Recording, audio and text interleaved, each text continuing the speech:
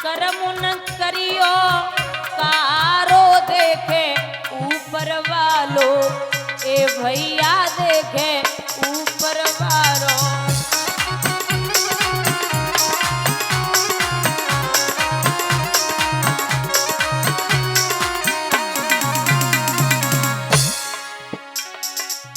रूखी सूखी अपनी खइयो,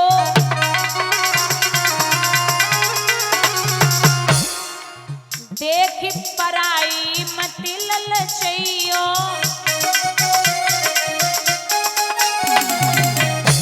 वो तो हरी भरे गो भंडारो देखे ऊपर वालो, ए भैया देखे ऊपर वालो।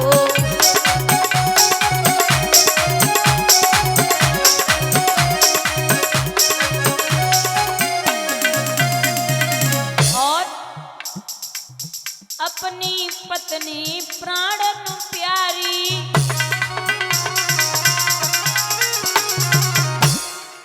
चाहे होए कोरी चाहे होए कारी, मत और किनार निहारो देखे ऊपर वारो, ए भैया देखे ऊपर वारो।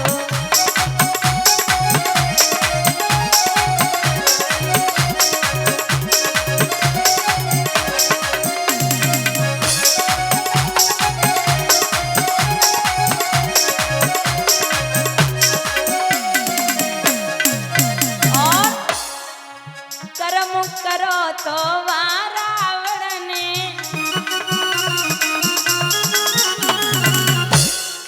रामचंद्र ने मारो देखे ऊपर वारो, ए भैया देखे ऊपर वारो।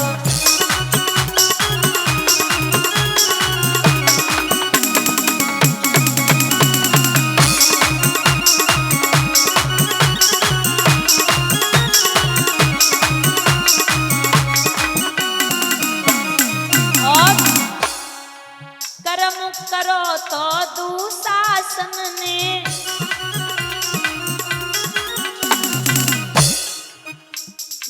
भीमसेन अनडारो देखे ऊपर वालो, ए भैया देखे ऊपर वालो।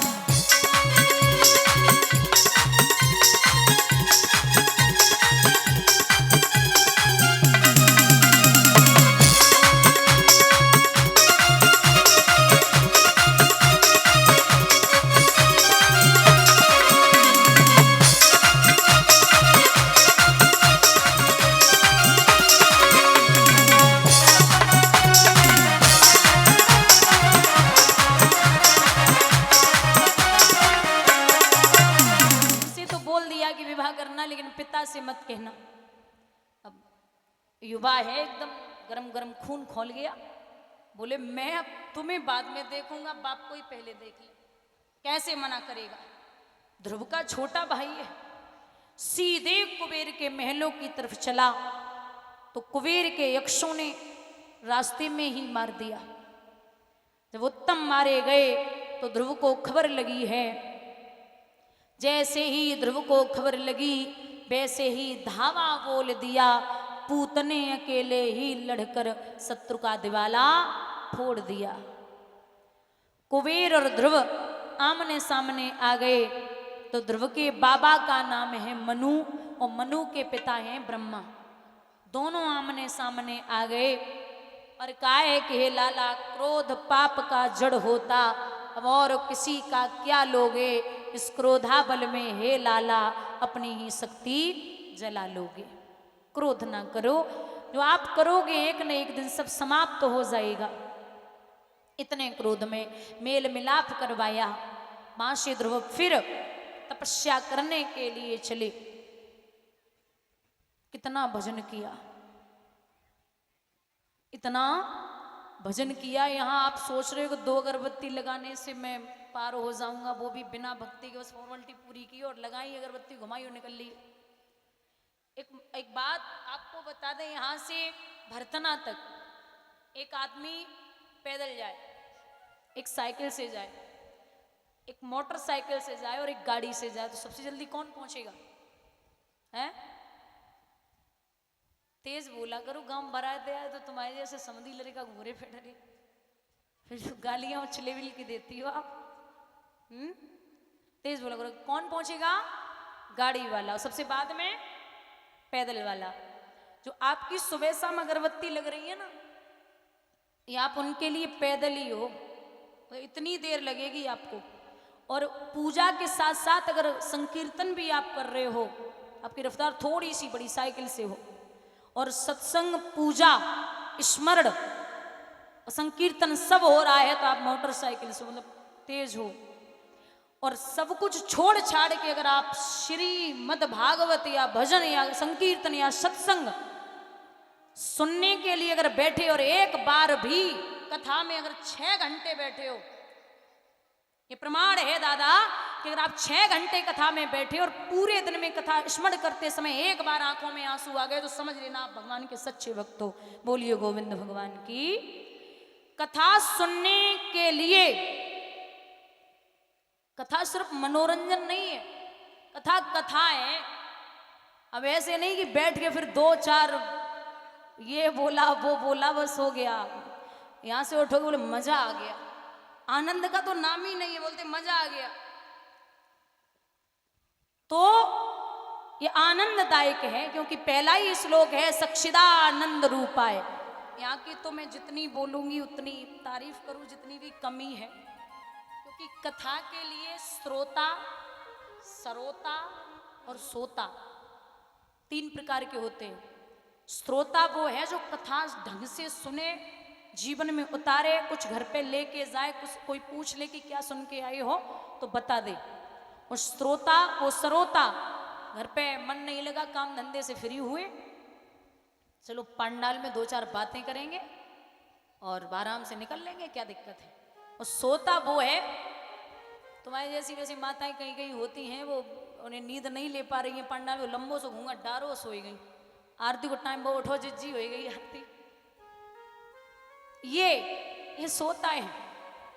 कथा मैं आपको बता दूं, एक संत ने बहुत छोटा सा उदाहरण दिया। कौन सा? कि एक मूर्तिकार ने मूर्ति बनाई 2, और एक जैसी मूर्ति, मतलब कोई भी उनमें ऐसा नहीं कि अलग अलग, कुछ भी बदलाव नहीं, एक जैसी मूर्ति, लेकिन मूर्ति की कीमत एक की है 5,000 और एक की है 50,000। तो जो लोग आते हैं उनको सेम ही लगती, उनमें कोई फर्क ही नहीं है। तो मूर्तिकार से पूछा, भैया इसमें कौन सी 50,000 की और कौन सी 5,000 की है? मूर्तिकार बोला, ये तो मैंने बनाई है, आप तय करोगे कौन सी 5 की कौन सी 50 की। सब आते, सबको सेम ही लगती, तो चले जाते। बोले मुझे तो नहीं पता, मैं तो नहीं बता सकता। एक संत आए, संत जी बोले एक सुतरी लाओ, धागा टाइप कुछ होता है, वो सुतरी लाओ, इधर से कान में डाली और इधर निकाल ली, ये 5,000 की है। फिर दूसरी मूर्ति के डाली तो इधर से डाल के सीधा गले से उतर के पेट में पहुंची हृदय होते हुए, बोले ये 50,000 की है। वही कथा के सामने जो श्रोता वक्ता के सामने बैठे होते वो वही होता है। अगर आप इससे सुन रहे हो ना, इससे निकाल रहे हो, तो आप अपनी कीमत खुद ही जानते हो। जब ध्रुव ने खींची प्राण वायु, तो वायु रुकी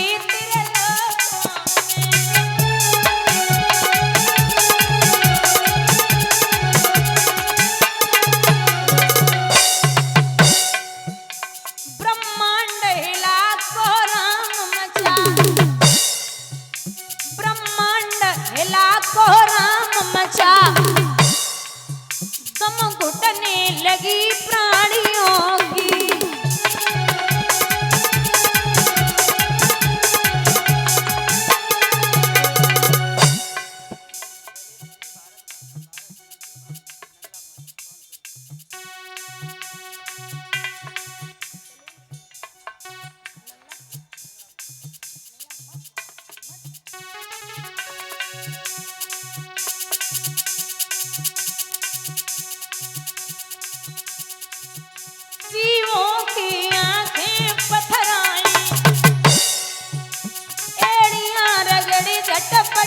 उठे, हिल उठा इंद्र का सिंहासन, जलवासी सभी तिलमिला उठे।